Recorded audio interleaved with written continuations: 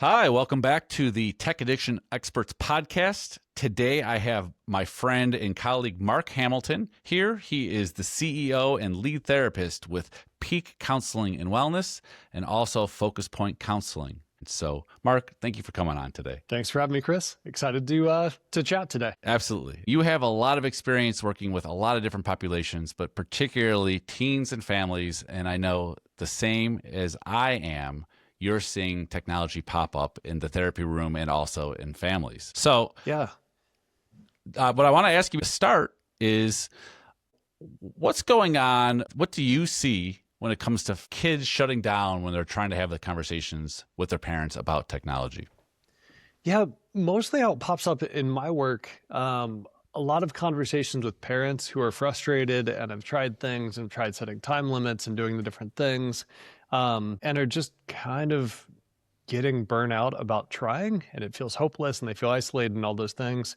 And it shows up in a lot of different ways, whether it's with video games or with a phone or with social media. But by and large, that's one of the biggest topics I'm seeing lately. By lately, I mean over the last couple of years, probably, is just parents getting frustrated and feeling like they're hitting a brick wall when it comes to talking about tech with their kids. Right. So you're seeing this regularly occurring problem around fighting with their kids around technology and then starting to feel a bit burned out by the whole thing, not knowing where to go next. Yeah, a lot of people just kind of feeling stuck and getting kind of that brick wall feeling of, oh, now what? Like, what else could I possibly try or say or do that I haven't already tried? So what do you see that actually looks like in the household between parents and kids? With a lot of families I work with, it seems to be almost a pre-scripted fight. Like everybody knows their parts. Like in a play, you have, okay, this might be the fourth time we've put on the production, but we all know our parts. And kid says this or does this, parent screams this, says this, they're going to respond this way, we escalate it this way. And it's almost like this pre-scripted thing that doesn't change. And I think one of the biggest challenges is getting out of that pre-scripted, non-productive interaction. Because they often just keep doing the same thing and it gets the same result because they're doing the same thing. Just like a play, it has the same ending every night. A lot of those interactions just keep going on that same pattern, that same script. And so that's one of my first challenges with families is generally finding a way to disrupt that or interrupt that pattern that's always going on. Right. Okay. So that brick wall that you're talking about, I see it all the time too. Yeah. And it's this idea almost of dread that parents have when they have to talk about the phone again or they have to talk about the video games again. Everybody knows what it looks like, but there's no other option other than to do it again. So today we're hoping that we can get parents to maybe get some ideas about how to get unstuck from that. What do you do? What do you tell parents when it comes to how to get unstuck? So one of the first things I try to challenge is the idea of the talk. We probably both had the talk with our parents growing up. I feel like it was a generational thing where like for that, it's the sex talk. Like you have one talk, you sit down, you awkwardly rush through a few things and you're like, okay, done. Check the boxes. We're good. And I think sometimes parents currently have a mentality that's similar to that when it comes to tech of like, we're going to sit down once. It's going to be all inclusive. I'm going to say the things, I'm going to set the boundaries, and then we're done. And I think getting away from the mindset of it has to be one like all-inclusive, all-encapsulating talk into we're going to have talks. This is going to be an ongoing conversation. This is not a talk about it once and like it's all fixed. We don't even know what the next technology is going to be, like what the next challenge is, what's going on with AI and whatever else. So I think breaking the mindset of it has to be one talk and I have to nail it, which has a lot of pressure on parents of like, I've got to say all the things, I have the stats, let me take notes and have this PowerPoint presentation or have a slide deck. Like, it's not that. And I like to joke about that with parents of like, stop making this the big presentation to the boss or whatever. It's make it an ongoing topic of discussion. And I think that's one way where, especially when we're in more of a prevention rather than repair mode, just having lots of talks and frequently visiting this topic rather than, okay, we're going to have to do this once and I'm going to nail it. And then we're wonderful from then on out. No more tech issues. No, I love it. I love that idea of ongoing conversations with kids about this, about all topics should be a thing starting early. But I don't know about you, Mark, but I have found that people are having this conversation, particularly around tech. One, not often enough, but also not early enough. I think we all want to believe as parents that we can wait another year or 2 or 3 to have the conversation about adult content online or addiction or violence online. That there's just a waiting and unease about having that conversation. So it sounds to me like you're saying that starting early with prevention is probably your best suggestion. Yeah, prevention is always more affordable than repair in terms of energy cost, emotional cost. And as I do, like average first age of seeing adult content, pornography is way younger than people expect. I think 10 or 11. 11, 12-ish is what I see, yeah.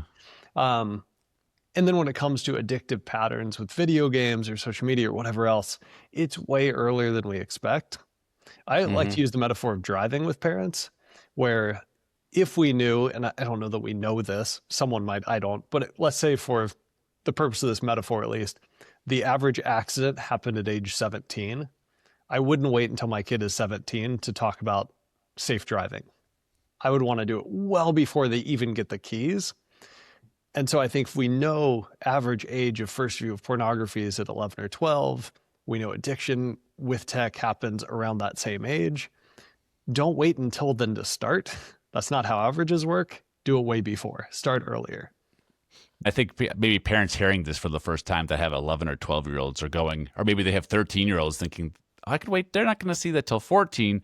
Yeah. They might be going, oh my gosh, 11 or 12, really? That means you're ideally having conversations at 10, at 9, maybe even 8. Again, our parents don't want to have these conversations. I get it. You feel like your kid isn't ready, but your kid is going, if they have access to the internet and a screen, they are not too young to be having these conversations. Or if they have friends, if you have your own kids locked down, there's probably somebody else on the bus, at school, at a friend's house. Like there's screens around, and just equipping them for that is really powerful.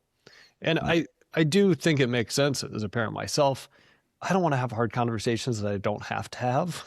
And so if my kid's not having issues, it's really easy to be like, no, I'll wait. Let's cross that bridge when we get to it. But again, then we end up playing catch up. We end up not getting to pick the battlefield, and we've just got to face it when it comes up. But I think when we take the prevention route, we get to choose the timing, we get to choose the place, we get to pick a time when we have energy to have the conversation, and we can dive into it. And that typically goes a lot better. Yes. So if you're listening to this podcast, just because you think, I got this stuff locked down, my kid doesn't have a screen, or I've put all the filters on, that does not mean that your kid is not going to be exposed to this stuff. Because like Mark said, the kid on the bus has it that doesn't have a screen locked down. Like there's a kid somewhere when at a sleepover that has their phone or their parents' phone, and that's not locked down. And so you can't just depend on filters to do this. It's going to be there. The research I've seen says that if a kid has had the conversations with their parents earlier, they are much less disturbed and confused by what they're seeing, if and when they do see it. Really when. It's not a matter of if, it's a matter of when. And so early conversations are where they're at. Now, how do we do this? How do parents do this when kids are shutting down, right? Today we're talking about shutting down. And kids don't want to have these awkward conversations. So do you have tips for parents on how to start these conversations and continue these conversations so they don't get shut down? Absolutely. Well, I think a good thing to remember going in that I like to talk to parents about is just know that it's going to be awkward. Know that there's going to be some resistance. No kid is like, ooh, we get to talk about something awkward. Like nobody's excited about this, and that's okay. But I think there are some ways to kind of turn the dial back on the awkwardness and turn the resistance down even just a little bit. And that gives us a better chance of success. So one is just avoiding interrogation tactics. I always picture like the cliched movie, like Lone Light Bulb, but like, all right, kid, we're going to talk. Like, don't do that. And kids are typically more comfortable talking about a thing when they're doing a thing. So whether it's basically, if these are people, facing like this is the most awkward way to have a conversation. We do much better like this. So if we're watching a show, watching a movie, something comes up, that's a great time to say some words. If we're on a drive, great time and captive audience. If it's hey son, we're going to throw something back and forth, or hey daughter, let's go do the activity you want. We're going to throw the thing, do the thing, be outside, go on a walk. Those are a great starting point. This is one of the reasons you mentioned I'm an experiential therapist. I love to do therapy. And when I'm talking with a client about a hard topic, if we can be doing something else that represents it, or even something that just kind of gets our hands and our minds going this direction, and then we can talk about it, resistance comes way down. And the same thing is true with our kids. It doesn't have to be advanced therapeutic techniques or anything, but just we're playing tic-tac-toe while we talk about it. Like, doesn't matter. Game of checkers, that can be totally fine. But doing a thing while you talk about the thing helps bring the resistance down just a little bit. And that greatly increases our chance of success as parents. Face-to-face, awkward conversation where there's nothing going on, that's going to be awkward for everybody. So yeah, I love the idea. Myself, I like to do walks. I like the checkers thing. Something where you're just having something else to fill the time a little bit instead of just sitting down face-to-face having these awkward conversations. Yeah. And I think in addition to that, if it's, again, the idea of talks, not talk, make it a recurring thing where every weekend we're going to go on this little walk. I'm going to check in. I might have a topic. My kid might have a topic, but created this space, created this pattern where we can check in. And it helps kind of clear the path where it's expected. And over time, resistance tends to go down. When you're on your fourth walk-in talk with your kid, you're like, okay, I know the routine now. I know we're going to do this. And so that's a lot better than like, oh, what are we doing? And why was my dad saying this? This is so weird. Yeah. When you've done it before, it's like, okay, yeah, this is a thing we do. It's like Taco Tuesday. Like, we're going to have tacos and deal with it. We're going to have talks sometimes, and that's okay. So, I think about the kind of famous, we need to have a talk line, that's going to freak anybody out. And so I think that doing this more regularly is really important, because if you're only going on walks with your kid once every 6 months or a year when there's this heavy topic, hey, let's go for a walk or let's go throw the ball around. Yeah. And the kid knows now we're about to have, no. Exactly. No, I don't want to go throw the ball and have the awkward conversation. Not every walk has to be an intense, awkward conversation. It could just be something we do.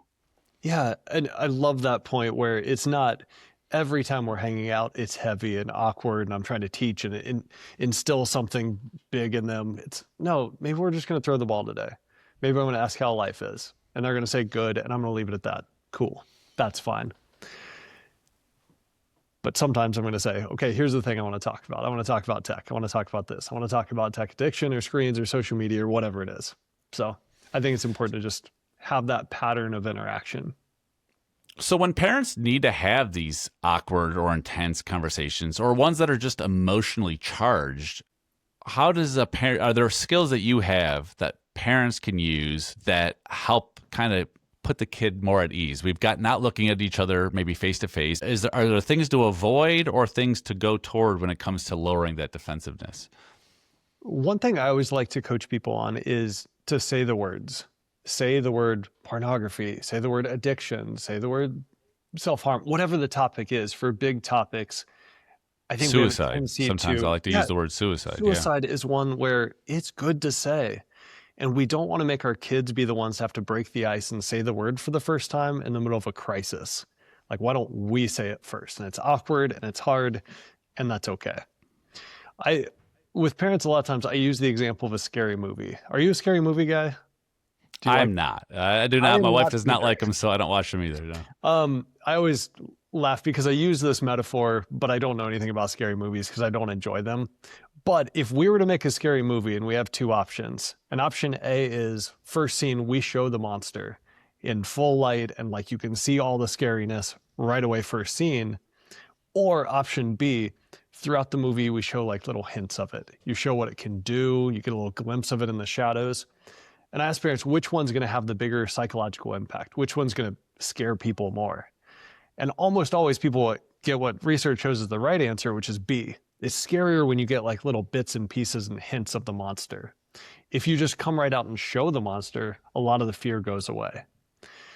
And I think using that same bit of psychology when it comes to hard conversations, we need to shine the light on the monster. We need to like say the thing, don't try to like hint around at it or be like, oh, well, if anything ever comes up in this realm, like no, say the words.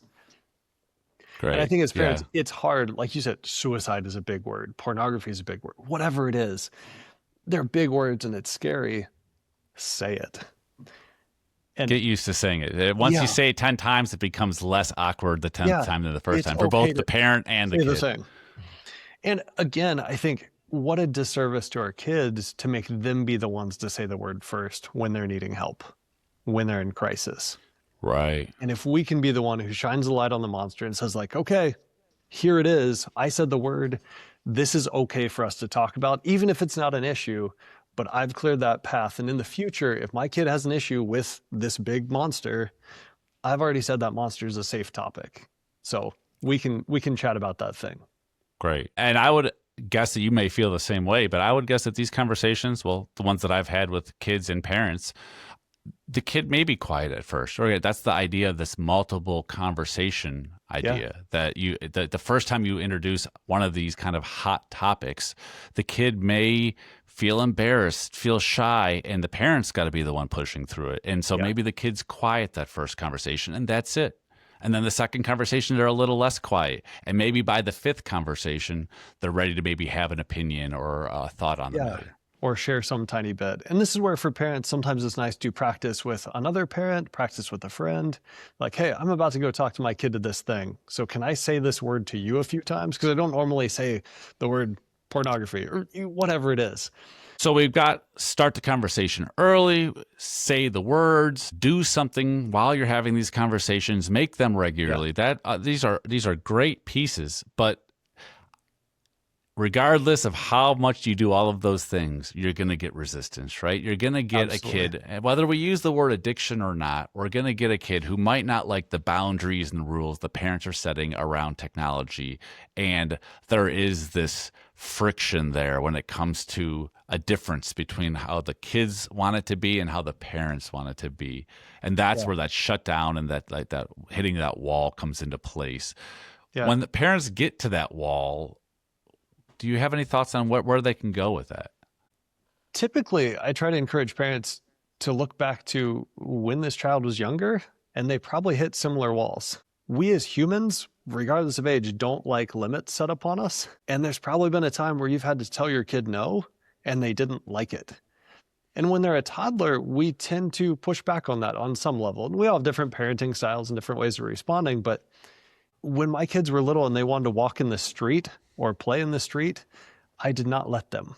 And even if they complained or threw a fit, I still didn't let them because I knew it was harmful for them. If they wanted to touch something on the stove, I didn't let them because it's my job to protect them as a parent.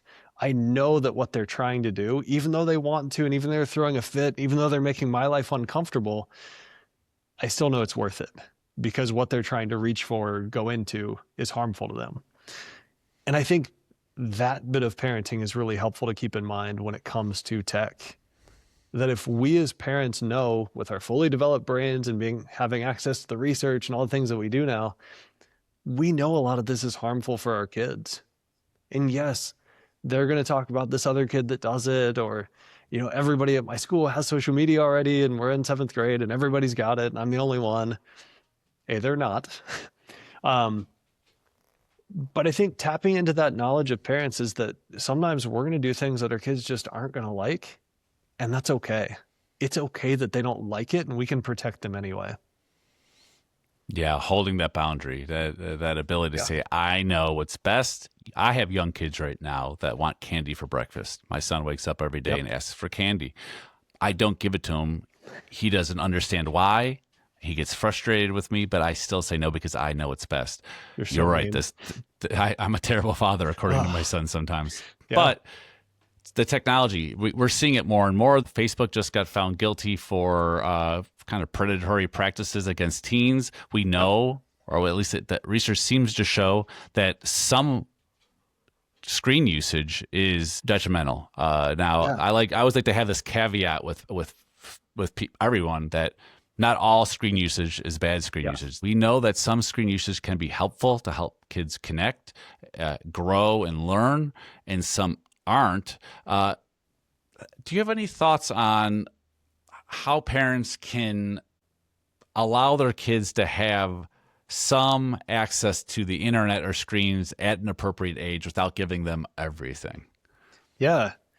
And I think it is such an important nuance to this, that not all screen, not all technology is bad. Even some of the ones that we talk about, a lot of the dangers of social media, there can be helpful uses for it at times.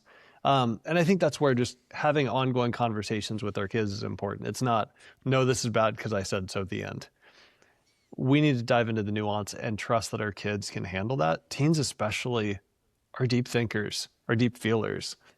And allowing that nuance, allowing the conversation, and allowing some wiggle room of, yeah, you're going to use technology.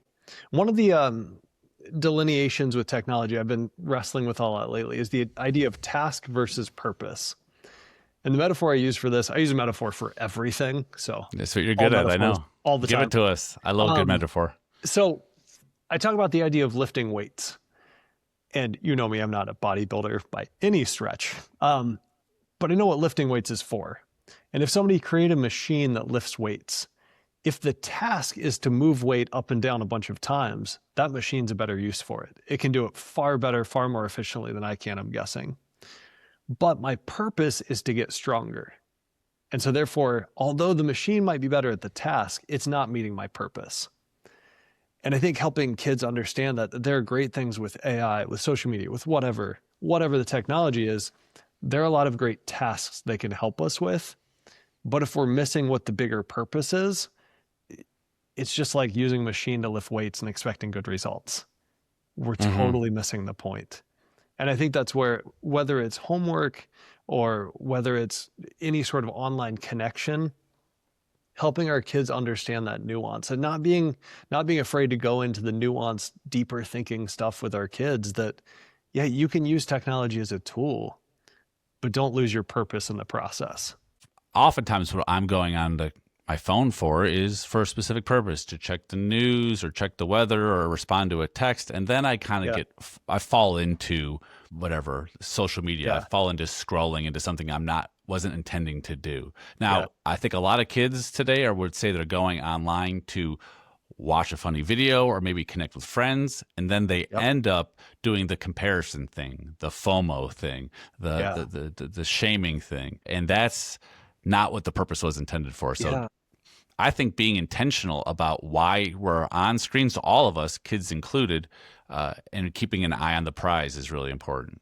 Well, I like that you mentioned the connection piece, because that is one of the biggest drivers, and teens especially will talk about, like, I want to feel connected. I want to be a part of society and part of my friends.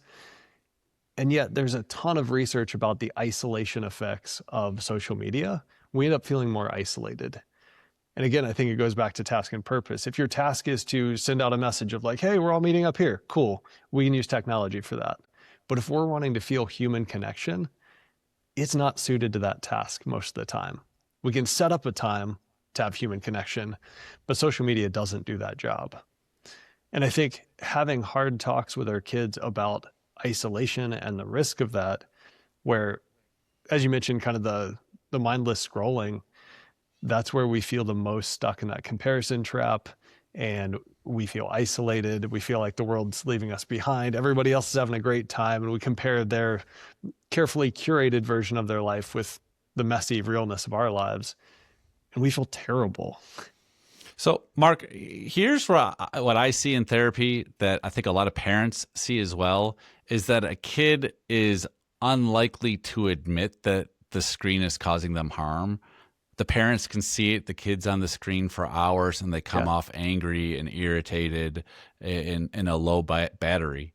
But getting that kid to have a productive conversation is hard. They'll say, there's nothing bad about my screens. I love them. I want to have them all the time. I want to have them at night. I want to have them first thing in the morning. What do you do with a parent and child if you have them in the therapy room when you have a kid who is reluctant to acknowledge any problems with their technology?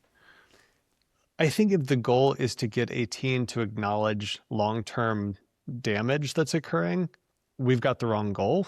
Similar to if you approached your son when he's talking about candy for breakfast and you're like, no, I really want you to understand why candy's not healthy. And we're going to talk about the body and development of muscle and growth and all these things. That's a lot for a little kid. And I think as we think about developing brains, frontal cortex is not all there in our teens, and trying to get them to connect to long-term damage and how this is affecting their ability to connect socially and function in society, that's a big ask because it feels good in the moment. And I think some of this has to rely on the parent-child relationship and having some trust there. There has to be just some boundaries, even if the kid's not feeling it. But I still think there is a way to get buy-in and not just simply leaving it as because I said so.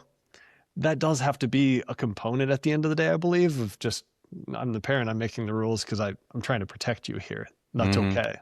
I think especially for older teens, having a lot of conversations of how do you feel when you're done looking at social media? How are you doing? Because most of the kids that I've run into, most of the teens I run into who have tech addiction issues are miserable. They don't want to get rid of it, but they can acknowledge life is not going the way they want. They're not feeling connected the way they are. And I think some simple, how is that working out for you type questions are pretty powerful sometimes. And again, trusting that teens can have deep conversations of, yes, I get that you want it, but is it working? Are you getting the results you want? And for me and a lot of the families I work with, those have been some breakthrough moments of getting kids to acknowledge not necessarily that, okay, this is bad and I agree social media is bad for me, but agreeing that it's not getting the results I want at this point in my life. And I think that's a way where you can get kind of that pre-contemplative, just kind of foot in the door.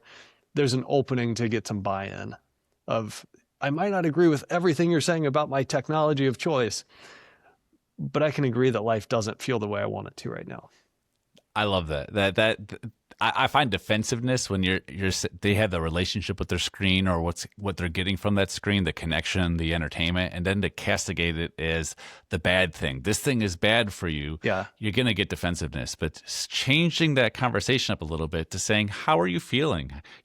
Most kids will tell you they don't feel great, right? They're going to tell you they're tired and they're irritable and they're lonely, annoyed, all of the things. And so if we start there with what's going on and how does your technology help or hurt that, and having a more, again, nuanced conversation around this, that leads more to an engaged conversation than this is bad. No, it's not. Yes, it is. No, it's not. That's where parents I see get stuck a lot.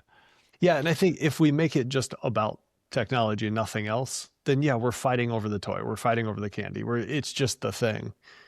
But the broader conversation of how are you feeling? How is this working? Is this getting the thing you want? That can be a lot more productive. Where do you see it start to go wrong? I think there are a lot of different ways it can start. We can see cracks in different areas, but I think one of I'm going to say it being communication between parents and teens. I think when parents stop wondering why or looking for the thing behind the thing. In addiction work, and I know you and I both worked in all types of addiction work, a lot of times there are breakthroughs when we stop just looking at the drug or the technology or the thing, and we look at what need is trying to be met through this thing. Great, yeah. And I think helping parents get to a place where they can say, yes, my child is obsessed with this video game or won't get off the phone or it's all about the screens, whatever it is. If the thinking and the conversation stops at the thing, the device, the game, whatever, it goes wrong really quickly.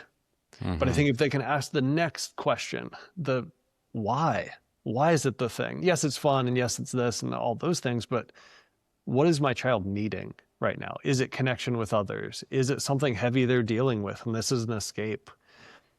And I think unless we hit that deeper level, it just becomes almost like jailer inmate situation of like them trying to get around it and you like trying to chop down the attempts and like constantly police it. And that's exhausting and there's no connection there.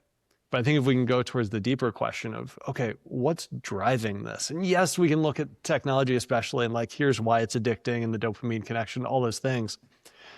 But I think if we can look deeper at what's the healthy need our kids trying to meet through this and then try to help them meet that need, that changes the game. My hot take in therapy, and I think I could say this with almost 100% certainty, is that I've never seen anyone, quote unquote, addicted to a thing and not have that be something that they are really self-medicating for. There's something else going on. There's trauma, there's anxiety, there's depression.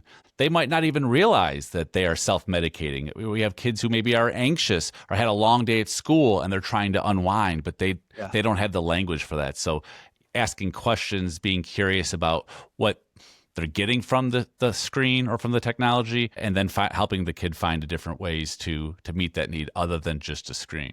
Are there any tips that you have for parents on how to get to that next level? It's tough. And I think it's one where we can't always expect our kids to connect those dots because they might not be aware that those dots exist or how to connect them.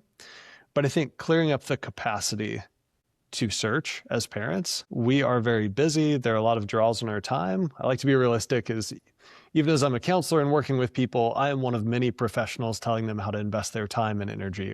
But I think if this is something we prioritize and say, no, my kid's important and this tech addiction or them being able to navigate the online world is important, it's clearing space for it and making sure I have capacity as a parent to have hard conversations, to create time for it. I don't think most families are sitting around with like 2 hours of empty time on most days.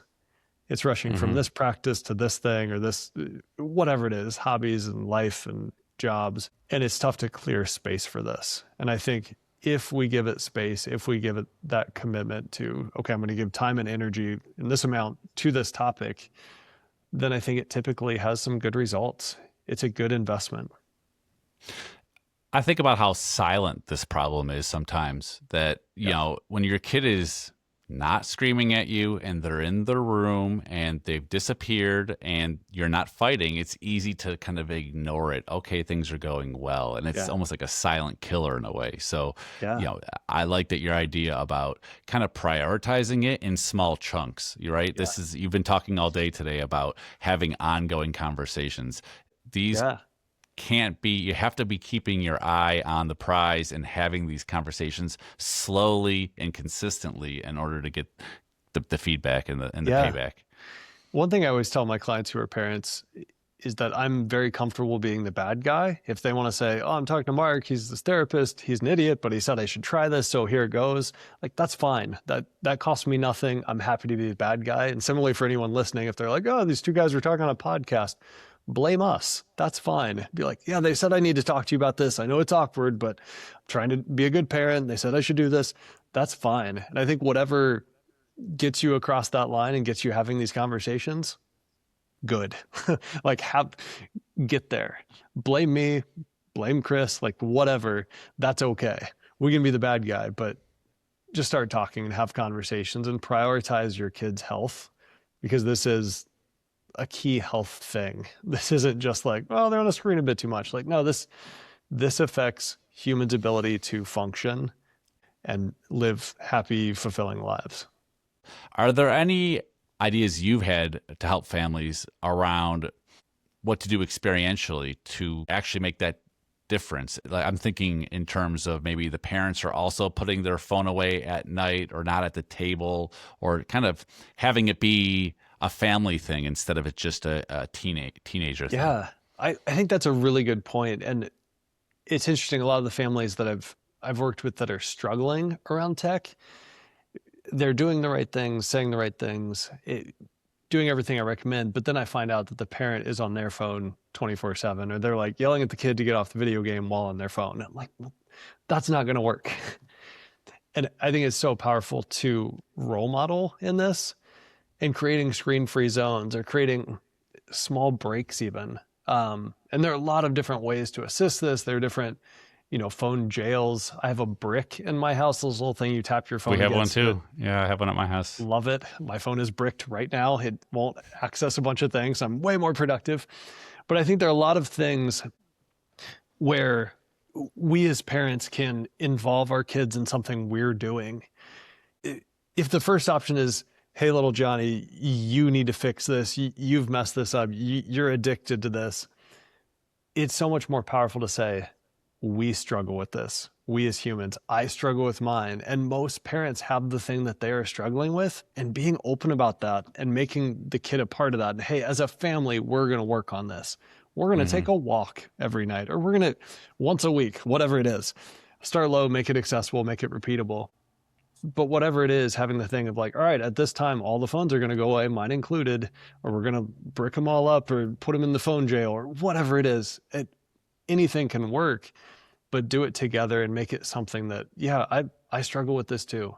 And be real about that with your kids. I'm a big fan of, modeling the behavior you want to see in your child. And so accountability, humility, those types of skills that you want to see from your kid, you can't be defensive. If you're modeling defensiveness, you're going to get defensiveness. If you over time model accountability and humility, you're showing your kid that's a safe place to do and that's okay to do. So that I find that goes a long way. Along with that same idea, and you just hit on it, I think it's so tough when we give a kid what I call a negative goal, when it's don't do X. It's really hard to work towards a goal that's not doing something. And the example, shockingly, I have another metaphor for this. Please. The little activity I do with families is I say, okay, for the next 15 or 30 seconds, your one task is to not think about elephants. Whatever you do, just don't think about elephants.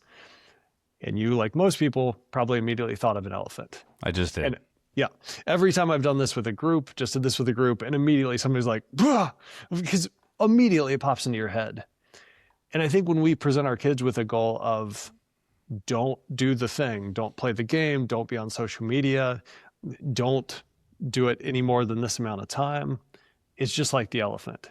And so, of course, they're going to think of the elephant. It becomes this huge focal point of their minds.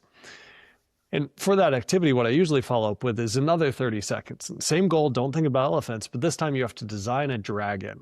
I don't know why I said on a dragon years ago, but this is my go-to. It's interesting enough, it usually works. But I tell families, okay, we're making a movie. You're in charge of, in this fantasy movie, of designing the dragon we're going to use. So at the end of 30 seconds, you've got to tell me size, shape, color, temperament, backstory, name, everything else. And I've had a few exceptions over the years where somebody will design a dragon that looks like an elephant or something. But for the most part, most people don't think about elephants because they're so engaged in designing their dragon. Our brains work really well when we have something to focus on.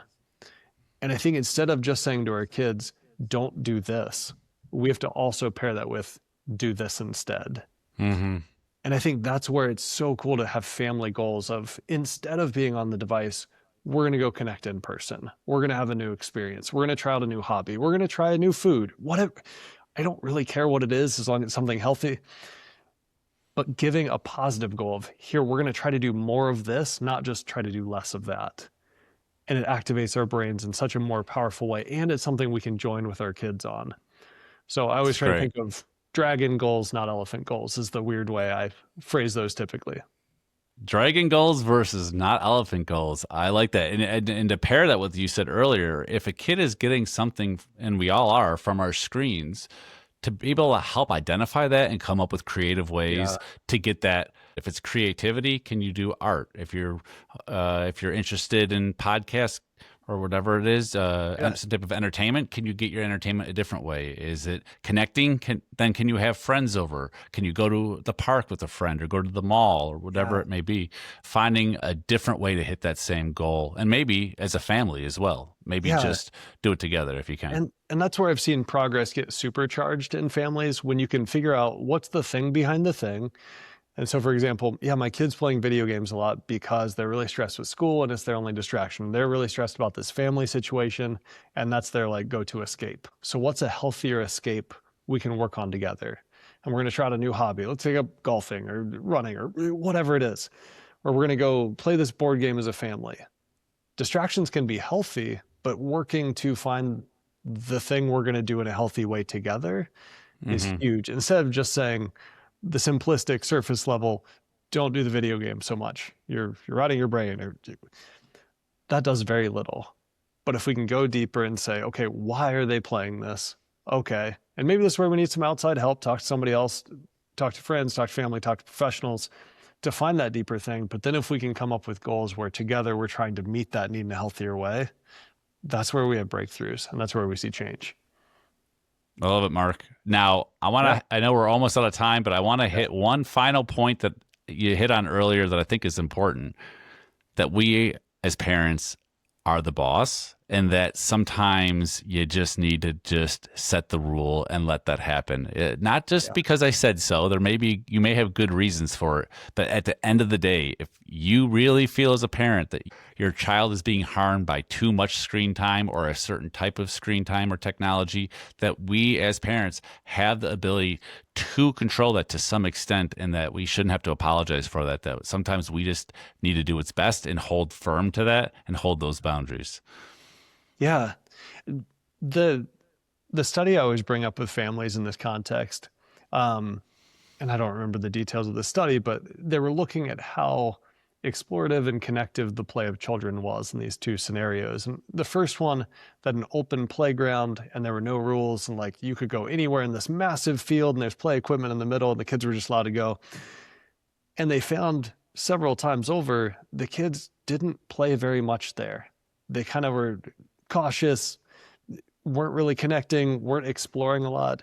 In the second scenario, they had boundaries. There was a fence around it, and there was a parent there, an adult, who said like, nope, you can't go past here, and I'm gonna tell you, you might get in trouble. And they would test where the boundary was, but after they tested that boundary, they were more explorative in their play, they were more connective in their play, they felt safer, was the researchers' conclusion. And I think reminding ourselves that our kids are safer and more able to explore within healthy boundaries. I love that. Yeah. Boundaries are there to help, not to limit. It's not just because I said so. And I love how you paired it, where it's not just because I said so, this like classic authoritarian, whatever. There is a component of, it's got to be a firm boundary or it's not going to work. But then also have the discussions that go with it. I'm willing to talk about this. I'm not going to change the boundary because I don't think it's good for you, but I'm willing to talk about it and explain more and explore the why. There should be a reason why we have rules. The boundaries shouldn't be willy-nilly. And regardless of what a teenager says, you're just trying to ruin my life, that's not always the case. We actually are holding these boundaries because we know what we know about how technology helps or hurts our brains. You could work with them, but at the end of the day, you shouldn't let your kids have candy for breakfast. You shouldn't let your kids have unlimited screen time.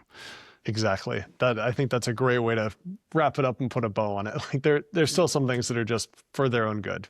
And we have to do that as parents. Right. Yes. Not always easy. As Mark and I are both parents, we know that is, you got to deal with the tantrum every once in a while. But hopefully with your tips, hopefully our listeners today, Mark, got some good tips about when those tantrums do come up, how you could avoid them, maybe with a few different strategies you gave us. And if they do come up, how you can kind of diffuse those. So hopefully minimize some tantrums. Mark Hamilton, thank you so much for coming on. I hope I could bring you on again for some more metaphors. And I'm looking forward to chatting with you in the future. Yeah, for sure. Thanks for having me on, and thanks for doing what you're doing. I think it's a great resource for parents and families, and keep doing what you do. Thanks, Mark. We'll talk to you soon. Thanks, man. See ya. Bye-bye.